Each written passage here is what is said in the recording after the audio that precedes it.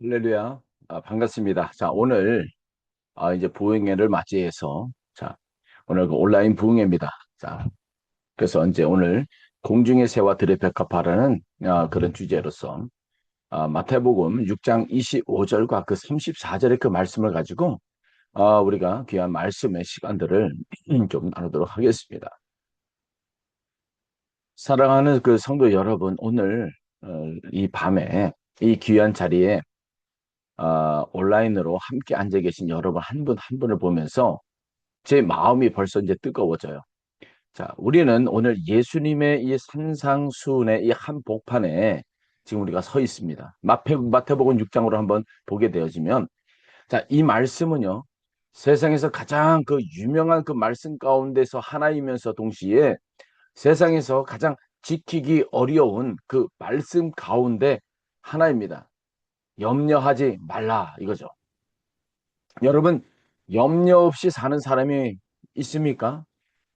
자식 걱정, 뭐, 건강 걱정, 살림 걱정, 뭐, 내일에 대한 이 걱정, 우리는 염려의 이 시대 속에서 끊임없이 반복적으로 우리가 살아가고 있는데, 의학이 발달하고 정보가 넘쳐나는 이 시대에 사람들은 오히려 더 많이 이 걱정하는 이 시대를 살아가고 있는 것 같아요. 그렇죠?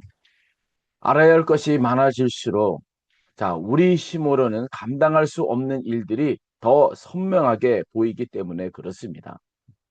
내일 병원 검사 결과가 어떻게 나올까?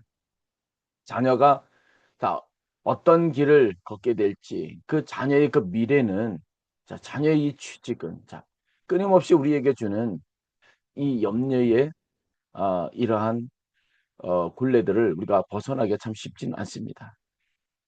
자, 이 모든 것 앞에서 우리는 작아질 수밖에 없죠. 그렇죠? 저는 이 말씀을 이제 준비하면서 여러 밤들을 이제 뒤척이면서 어떤 말씀을 나눌까 고민을 많이 했습니다. 저 자신도 사실은 염려의 사람이기 때문에 그래요. 염려를 안 할 수가 없습니다.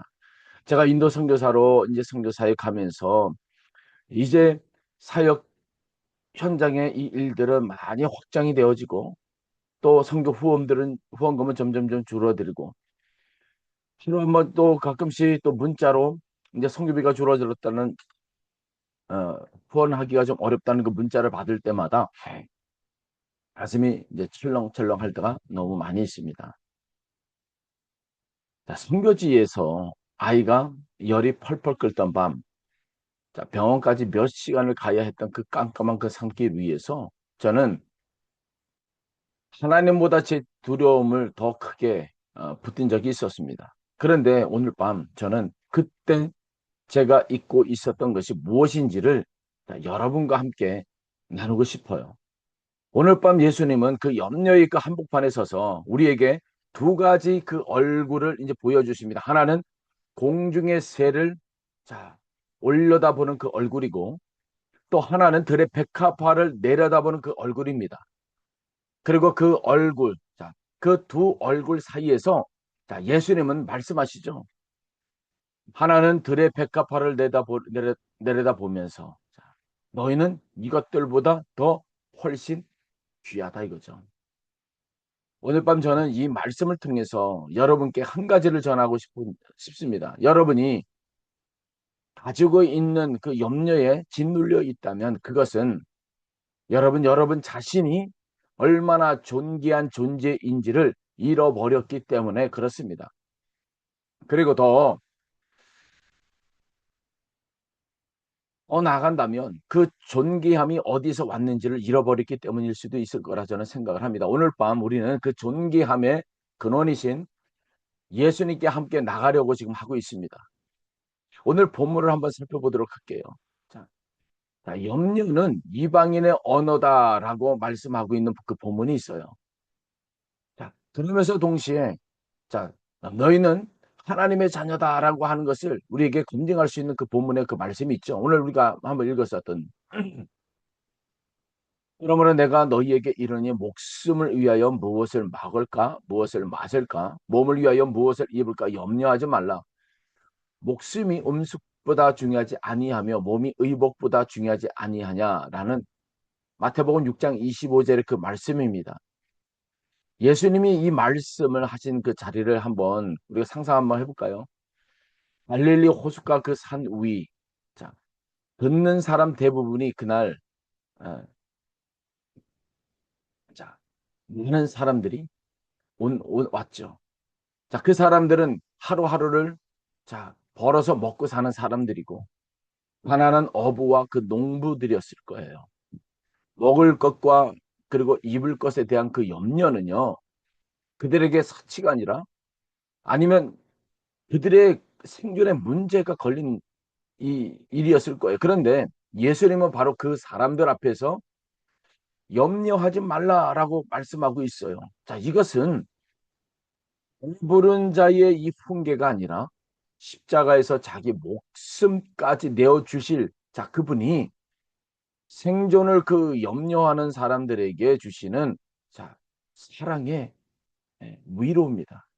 그리고 어쩜 그것이 사랑의 그 약속의 증거를 주신 예, 말씀일 것입니다.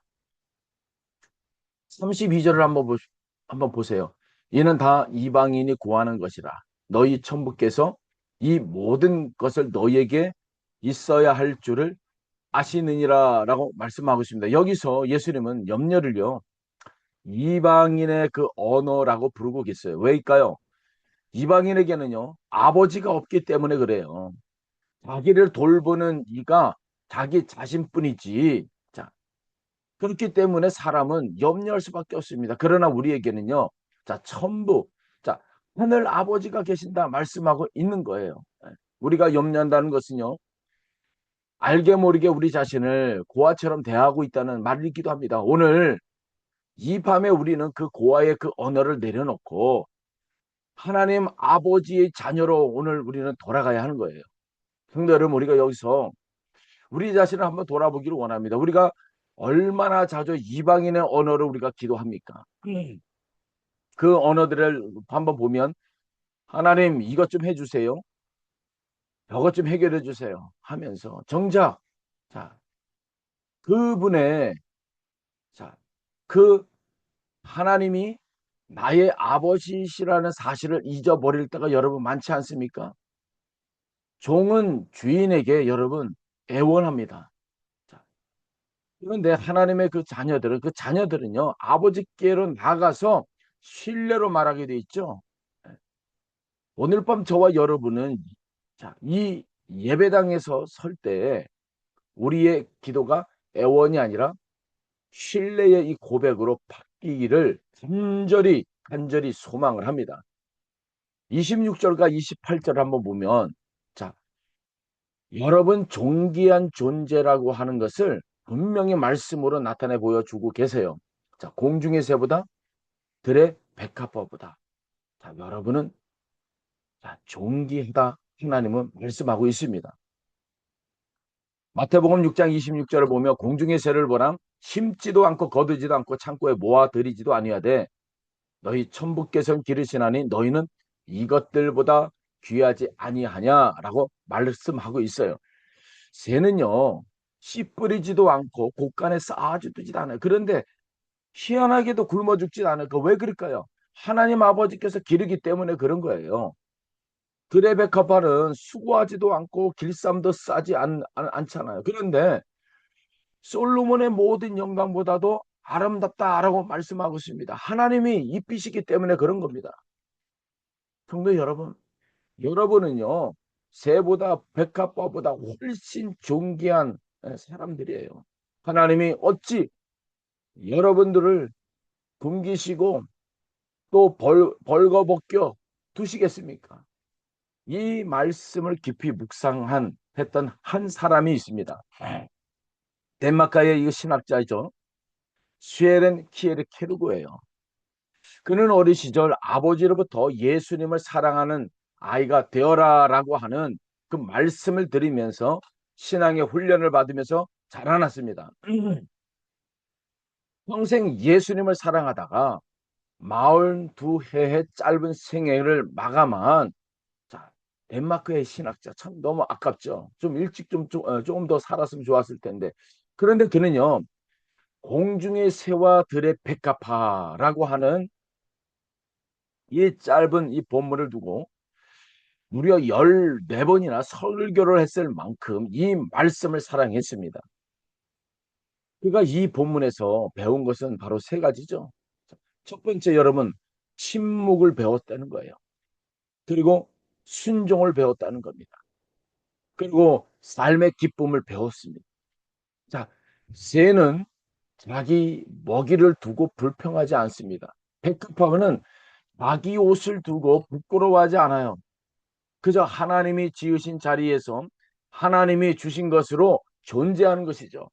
자, 그런데 희한하게 그 우리 인간 사람들만이 유일하게 하나님이 지으신 피조물 중에서 자기 존재를 불평하는 존재가 되어 버렸다는 거예요.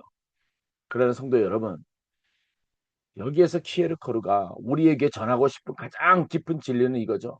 그는 죽음에 이르는 그 병이라는 그 책에서 사람을 진짜로 죽이는 병은요, 암도 아니고 가난도 아니고 재산도 아니라고 했어요.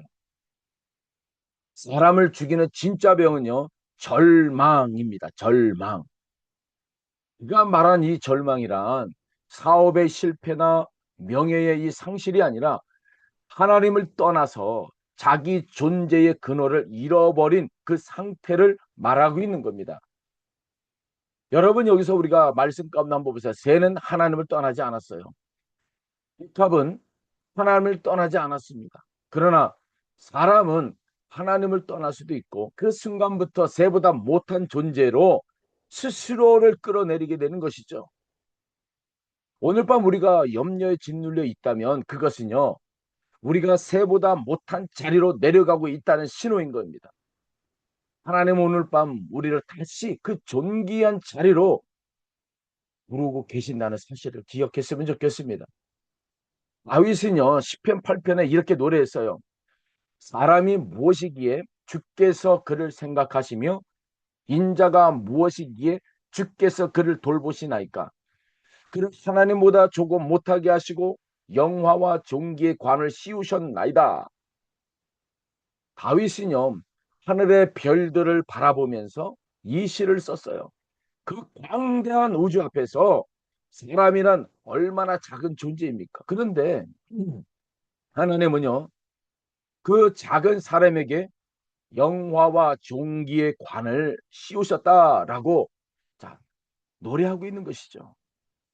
시브리서 기자는요, 이 시를요, 성육신 하신 예수 그리스도와 연결했습니다.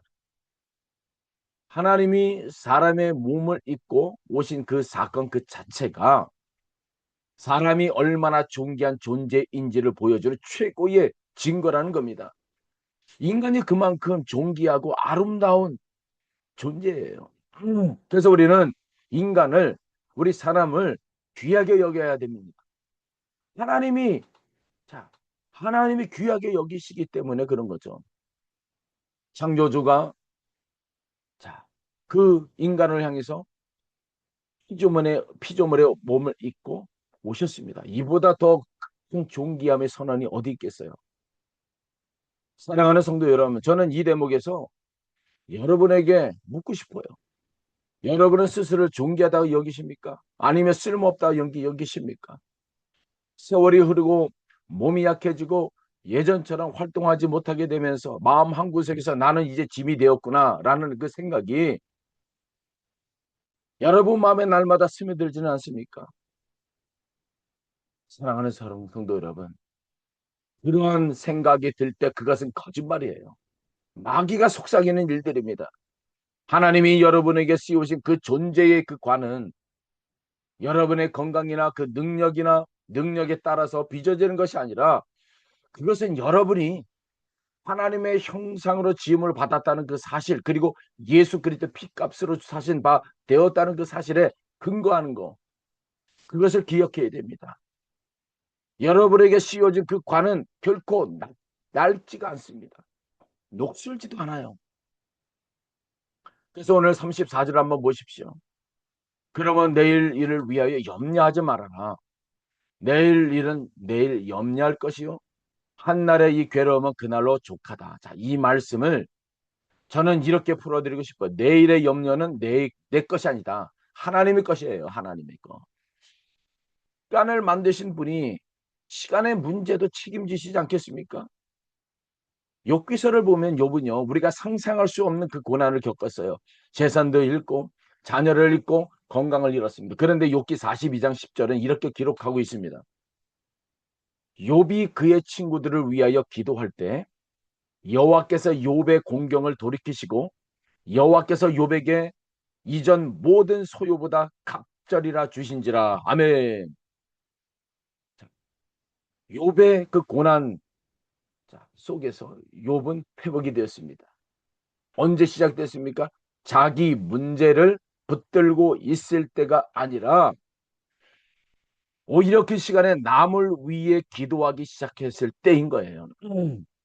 자기 고통에서 눈을 들어서 이웃을 향해 있을 때 하나님이 그의 시간을 움직이기 시작했다는 겁니다. 성도 여러분, 염려는 시간 속에 갇힌 문제입니다. 그런데 시간은 흘러갈 수밖에 없어요. 문제가 그 시간 속에 그대로 있어도 시간이 그것을 데리고 흘러가는 거예요.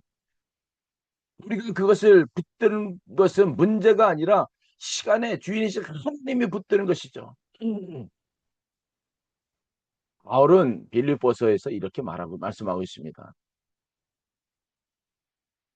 4장 6절과 그 7절에 아무것도 염려하지 말고 오직 모든 일에 기도와 간구로 너희 구할 것을 감사함으로 하나님께 아뢰라. 그리하면 모든 지각에 뛰어난 하나님의 이 평강이 그리스도 예수 안에서 너희 마음과 생각을 지키시리라. 아멘.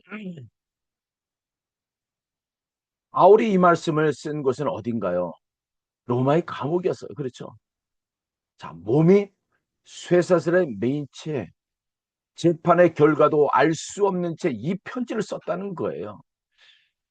염려할 이유가 차고 넘치는 바로 이 사람이 염려하지 말라고 하는 거예요. 내일 죽을지, 내일 그의 인생이 어떻게 될지, 꼬꾸라질지 알 수도 없는 그 상황에서. 그렇죠? 어떻게 그럴 수가 있겠어요? 그는 염려 대신 감사로 아뢰는 기도를 드렸기 때문인 겁니다. 감사는 염려를 몰아내는 가장 강력한 그 무기인 거예요. 감사는 하나님이 이미 하신 일을 고백하는 것이지 않습니까? 자, 염려가 있고 문제가 거린데 하나님 앞에 감사로 고백한다면 하나님이 이미 행하셨다고 감사드리는데 일 안 하실 하나님 아버지가 어디 있겠습니까? 염려는 하나님이 아직 안 하신 일을 두려워하는 것이기 때문에 그거는 불신앙이 될 수밖에 없습니다. 성도 여러분, 지각에 뛰어난 평강이라는 이 단어를 여러분 표현들을 주목해 보십시오. 세상의 이 평화는 상황이 좋아야 옵니다. 그런데 바울이 말하는 이 평강은 좀 달라요. 우리의 지각, 곧 우리의 이해와 이 판단을 뛰어넘는 것이죠. 상황이 전혀 나아지지도 않는데도 불구하고 마음에 찾아오는 그 평강, 그것이 하나님이 주시는 참된 그 평강인 겁니다. 그렇기 때문에 여성도 여러분, 우리는 하나님 앞에 나와서 정직하게 우리는 하나님 앞에 물어야 하는 것이죠. 염려하지 말라는 이 말씀이 그저 마음을 굳게 먹으라는 이러한 교훈이 아닙니다. 우리는 결코 그것을 느낄 수가 없습니다. 인간의 의지로 염려를 끌어낼 수 있는 사람은 없는 거예요. 그렇다면 이 명령에는 반드시 그것을 가능하게 하는 근거가 있어야 하는데 그 근거가 무엇일까? 예수 그리스도인 겁니다. 베드로 전설은 5장 7절은 이렇게 말합니다. 염려를 대신 짊어진 분이 계시다. 그거죠. 자, 너희 염려를 다 주께 맡기라. 이는 그가 너희를 돌보신다라고 말씀. 여기에서 맡기라라고 하는 그 말은 단순히 손을 떼라는 뜻이 아니라 무거운 짐을 다른 사람의 어깨에 자, 올려놓는다는 뜻입니다. 우리가 이 짐을 예수님께 올려놓을 수 있는 것은 그분이 이미 우리보다 훨씬 무거운 짐을 짊어지셨기 때문에 그렇습니다. 겟세마네 동산을 여러분 한번 생각해 보십시오. 십자가를 지시기 전날 밤 예수님은요, 땅이 핏방울같이 되도록 기도하셨습니다. 그 자리에서 예수님은 온 인류의 죄와 저주 그리고 우리가 감당할 수 없는 그 모든 염려의 무게를 대신 짊어지셨습니다. 이사야 54장 그 3절은 이렇게 예언하고 있죠. 그는 실로 우리의 질고를 지고 우리의 슬픔을 담당하셨거늘. 여기서 이 질고와 이 슬픔이라고 하는 그 단어는요, 우리가 매일 짊어지는 삶의 근심과 걱정을 포함하고 있는 것이죠. 예수님은 십자가에서 우리의 죄만 지으신 것이 아니라 우리의 염려까지 지고 계셨다라고 말씀하고 있는 것입니다. 성도 여러분, 저는 이 대목에서 눈물이 날 수밖에 없는 겁니다. 예수님은 자기 앞에 놓인 십자가를 알면서도 그 십자가로 나가시기 전 먼저 우리 각자의 이름을 부르며 기도하셨을 거예요. 그날 밤 그 동산에서 예수님의 기도 목록에 2000년 후 이 부흥성의 안에 앉아 있는 우리도 포함이 되어 있다는 거예요. 여러분의 그 얼굴들, 여러분의 이름, 여러분이 오늘 짊어지고 갖고 오신 온갖 근심 걱정까지도 예수님은 이미 이 밤에 아니라 그 밤에 이 밤이 아니라 그 밤에 2000년 전 밤에 아셨다는 겁니다. 성도 여러분, 우리가 염려하지 않을 이유는 우리의 의지가 강해서가 아니라 우리보다 먼저 우리보다 크게 우리의 짐을 대신 지신 분이 계시기 때문에 저와 여러분들은 십자가를 바라볼 수밖에 없는 겁니다. 십자가 위에서 그 예수님은 이렇게 선포하고 계시는 거죠. 내 짐을 내가 일미 짊어졌다. 너는 이제 새처럼 백합화처럼 안심하고 오늘을 살아라. 아멘. 여러분, 그리고 십자가는 끝이 아니죠. 사흘 만에 무덤이 열리고 예수님이 다시 사셨습니다. 그 부활의 그 아침에 여인들이 무덤을 찾아왔을 때 천사가 이렇게 말을 했죠. 너희는 무서워하지 말라. 십자가에 못 박히신 예수를 너희가 찾는 줄을 내가 아노라. 그가 여기 계시지 않고 그가 말씀하신 대로 살아나셨다라고 말씀하고 있는 겁니다. 무서워하지 말라. 부활의 이 첫 소식이 바로 이 말씀이었습니다. 두려워하지 말라. 무서워하지 말아라. 죽음조차 이기신 그분이 우리의 염려를 이기지 못하겠습니까? 이제 제가 인도 선교 현장에서 만난 그 한 여인의 이야기들을 여러분들에게 좀 나누고 싶습니다. 동인도 오리사주 산골 마을에 데비라고 하는 그 여인이 있었습니다. 그 여인은 남편은요, 막노동을 하다가 크게 다쳐서 더 이상 일을 할 수 없는 그 상태에 있고 세 아이를 데비 혼자 먹여 살렸습니다. 하루는 제가 그 마을에 성경 공부를 인도하는데 데비가 뒷줄에 앉아 자꾸 밖을 내다보는 거예요. 나중에 물어보니까 아침에 나올 때 집에 쌀이 한 줌도 없어서 아이들이 저녁에 뭘 먹을지 마음이 그곳에 다 가 있었다고 했습니다. 그날 저는 마침 오늘 보면 마태복음 6장 26절을 함께 나누고 있는 상황이었죠. 공중의 새를 보라. 제가 이 말씀을 전할 때 데비는 고개를 숙이고 울기 시작했습니다. 예배가 끝난 뒤에 데비가 저에게 이렇게 말을 하죠. 선교사님, 저는 오늘까지 제가 새보다 못한 사람이라고 생각했습니다. 새는 굶어 죽지도 않는데 저는 오늘 밤 아이들을 굶길지도 모른다고 생각했으니까. 그런데 오늘 하나님이 주시는 그 말씀을 드리니까 제가 새보다 귀하다고 말씀하시는 것을 듣고 제가 존귀한 존재라는 것을 깨달았습니다.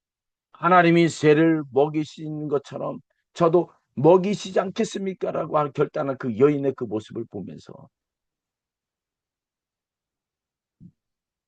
이 여인은 자기 손에 쥐고 있던 동전 몇 잎을 그날 헌금 시간에 앞으로 가지고 나와서 드렸습니다.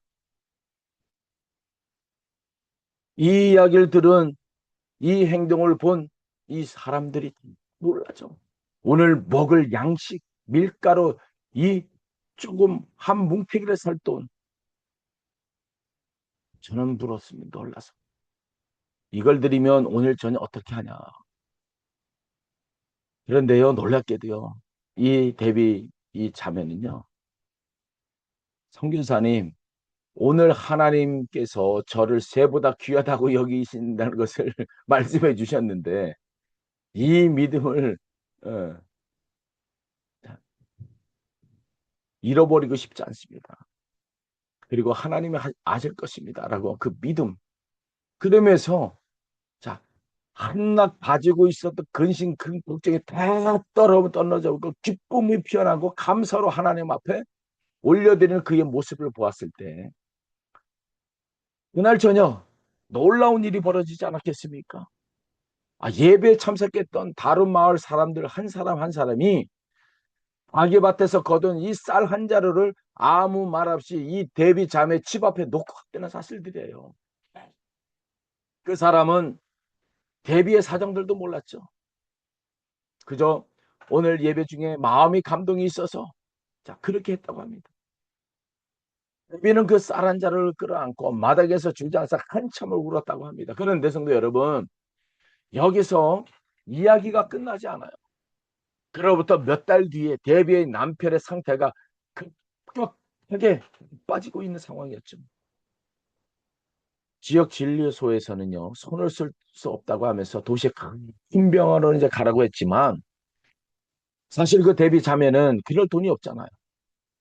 데비는 다시 그날 밤 마당에 나가서 하늘을 보며 기도했다고 합니다.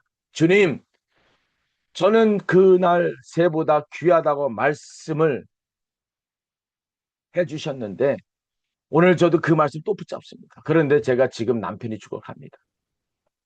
저는 다시 두렵습니다. 그런데 바로 그 주간 제가 알고 있는 미국 선교팀이 마침내 의료 봉사팀과 함께 그 지역을 순회하고 있었습니다.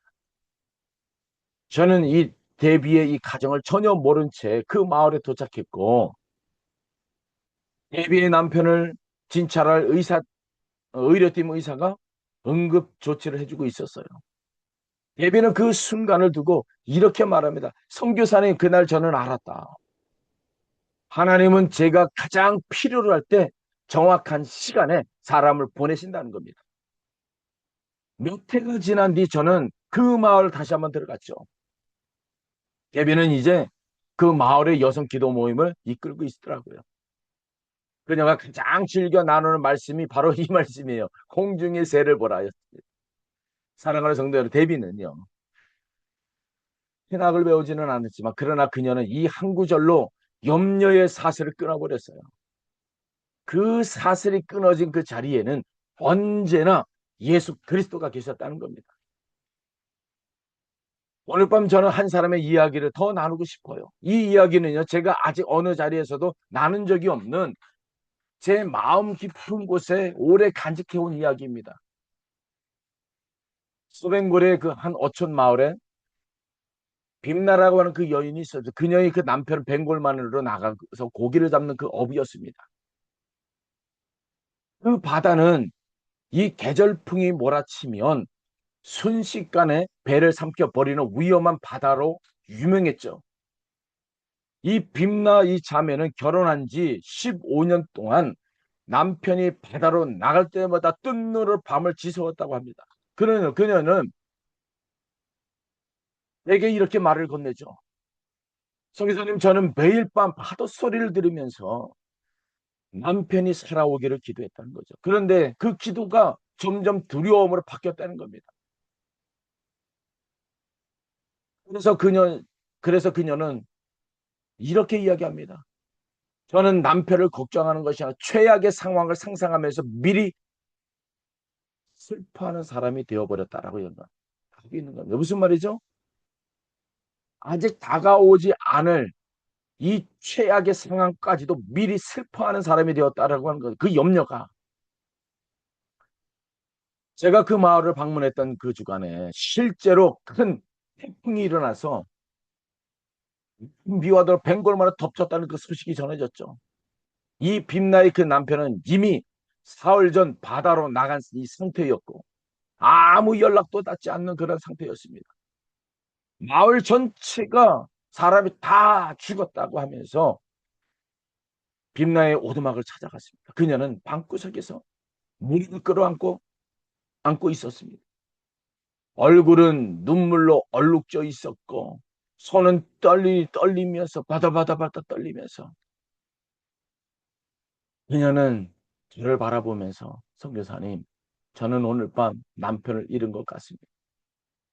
이제 우리 아이들을 어떻게 키워야 합니까? 라며 염려를 하고 있었죠.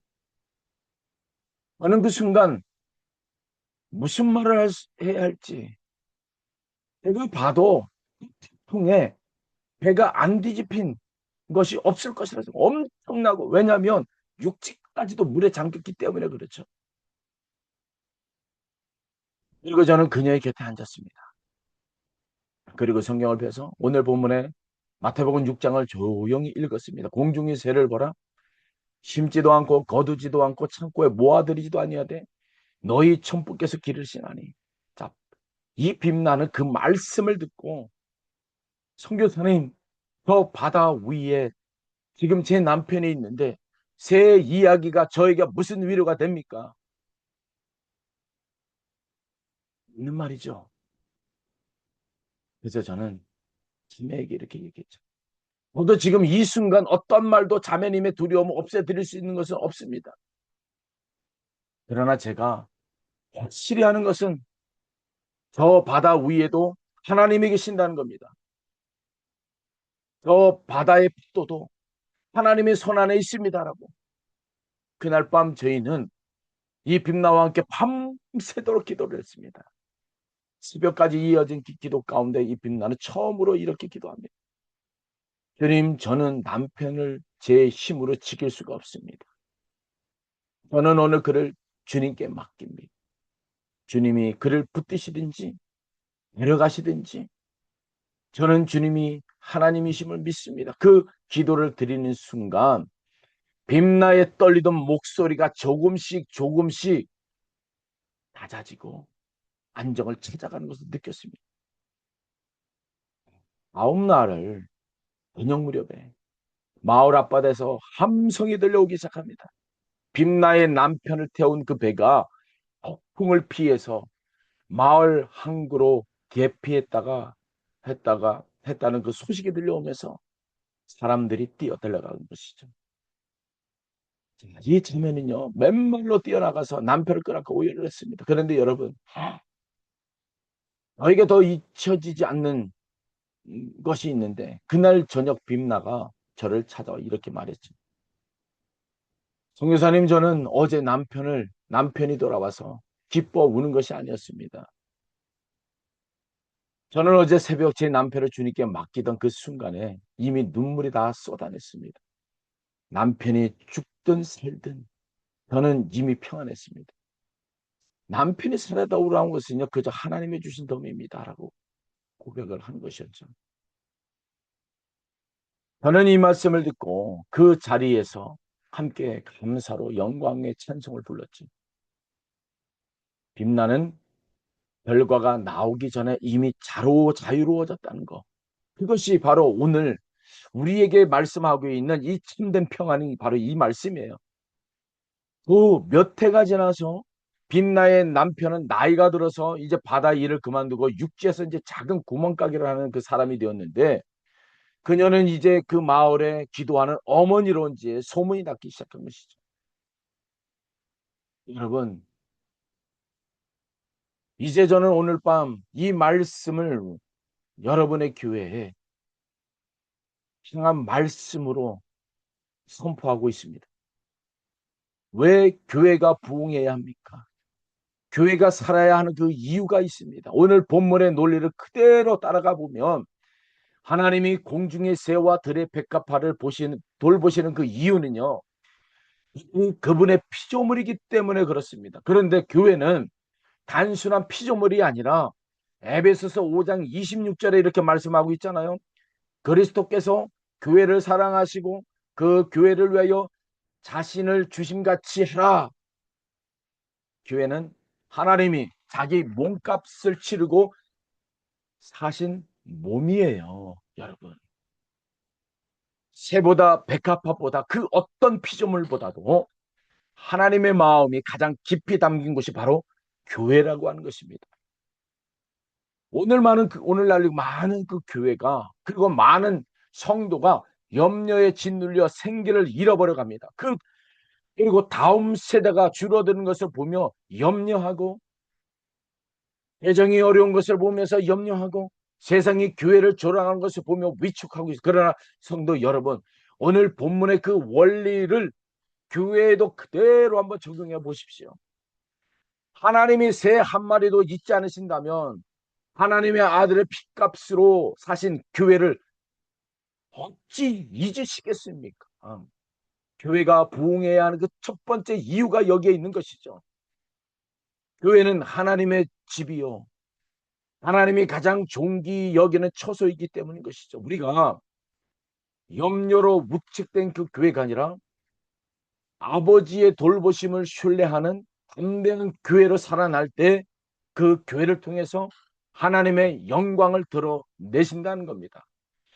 오늘 시편 121편 1절은 이렇게 말씀하고 있습니다. 여호와께서 집을 세우지 아니하시면 세우는 자의 수고가 헛되며 아멘. 교회의 부흥은요 우리의 프로그램이나 이 전략에서 오지 않습니다. 오늘 이 본문이 말하는 그 신뢰, 하나님이 나를 먹이시고 이삐신다는 그 신뢰가 교회 전체를 덮을 때 그 교회는 두려움 없이 앞으로 나갈 수가 있습니다.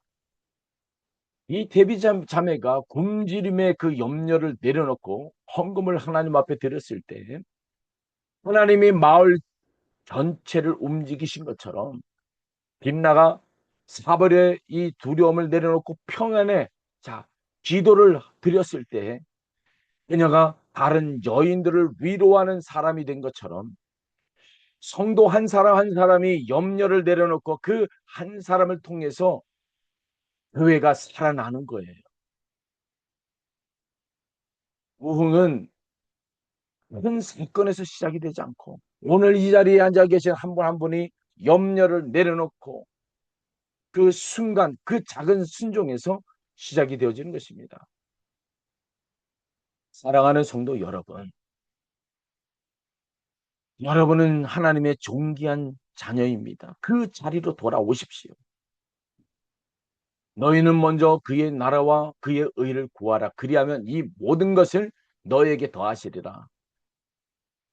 우리가 먼저 구할 것은 필요가 아니라 하나님의 나라. 그렇죠. 그러면 나머지는 더해 주신다는 겁니다. 염려는 순서의 이 자리를 바꾼 자리에서 태어나는 것이죠. 여러분, 하나님의 나라를 먼저 구하는 것이 무엇입니까? 그것은 결국 그 나라의 왕이신 예수 그리스도를 먼저 구하는 것이에요. 우리가 오늘 밤 염려를 내려놓을 수 있는 그 유일한 그 근거는요. 그 염려를 대신 짊어지신 예수님이 십자가에서 이미 다 이루셨다는 그 사실. 그래서 요한복음 19장 30절에는 예수님이 십자가 위에서 마지막으로 외치신 그 말씀을 여러분 한번 기억해 보십시오. 다 이루었다예요. 다 이루었다. 우리의 죄만 다 이루었다는 것이 아니라 우리의 염려와 우리의 두려움과 우리의 근심까지도 그 십자가에서 다 처리하셨다. 그 말씀하고 있는 겁니다. 여러분의 마음속에 있는 그 염려의 목록을 한번 떠올려 보십시오. 건강과 자녀와 재정과 노년의 외로움과 그리고 이 교회의 앞날까지도 그 목록을 오늘 밤 주님 앞에 다 내려놓아 보십시오. 겟세마네에서 우리보다 먼저 무릎을 꿇으신 그분 앞에, 십자가 앞에서 다 이루었다고 하나님은 말씀하고 있습니다. 데비가 쌀 없는 밤에 그리워했던 것처럼, 뱀나가 사이클론의 이 바다 앞에서 그랬던 것처럼 오늘 여러분도 그리하시기를 바랍니다. 그리고 이렇게 고백하시오. 주님, 저는 새보다 귀합니다. 저는 백합화보다 귀합니다. 그리고 제가 속한 이 교회는 주님의 핏값으로 사신 몸입니다. 이 고백이 오늘 밤 여러분의 그 염려를 몰아낼 것입니다. 이 부흥의 마지막 날도 우리와 함께 해주시길 기도합니다. 오늘 밤 흘리신 눈물이 헛되지 않을 것이에요. 오늘 밤 붙드신 이 말씀이 여러분의 남은 그 삶을 그리고 여러분의 이 교회의 남은 역사를 지탱하는 반석이 될 것입니다. 공중의 새를 보라. 들의 백합화를 보라. 너희는 이것보다 훨씬 귀하다. 오늘 밤 겟세마네에서 우리의 짐을 대신 짊어지신 예수 안에서 그 존귀함을 되찾으시기를 소망합니다. 여러분 한번 눈을 한번 다 감아보세요. 그리고 마음의 두 손을 하늘 아버지께 한번 내밀어 보십시오. 하늘 아버지, 저희가 오늘 밤 염려의 무거운 짐을 내려놓습니다. 고백하십시오. 저희가 이방인처럼 염려하며 살아온 날들을 용서하여 주옵소서라고 이 시간 함께 기도하기를 원합니다. 공중의 새를 기르시고 들의 백합화를 이방 입히시는 주님, 저희를 그보다 더 존귀 여기심을 믿습니다. 겟세마네 땅에 핏방울이대로 기도하시며 저희의 염려를 대신 짊어지신 예수님, 십자가에서 다 이루었다 선포하신 그 말씀, 오늘 밤 저희에게 그 역사가 나타나게 하여 주옵소서. 여러분의 염려를 주님께 맡기시고 오늘 하루도 감사함을 살게 없어서라고 기도하는 오늘 이 복된 기도가 지금 이 시간 여러분들이 기도할 때 하나님은 다 응답하시고 다 이루어 주실 것을 저는 믿습니다. 살아 역사하신 하나님 아버지 은혜를 감사합니다. 오늘 온라인 부흥 집회 첫날 밤 우리 하나님께서 이 시간 마음의 상처, 근심, 걱정을 갖고 있는 또 몸의 질병을 가지고 하나님 몸부림을 치는 하나님 우리의 영혼들 하나님 긍휼히 여겨주시고 이 시간 하나님께서 시간의 문제로 인하여서 그 문제들을 하나님 흘려보내시고 하나님의 시간 안에 다 치유하여 주신 줄을 믿습니다. 모든 것을 우리 문제로 주님 앞에 맡겨 올려드리며 감사하며 예수님의 이름으로 기도합니다. 아멘.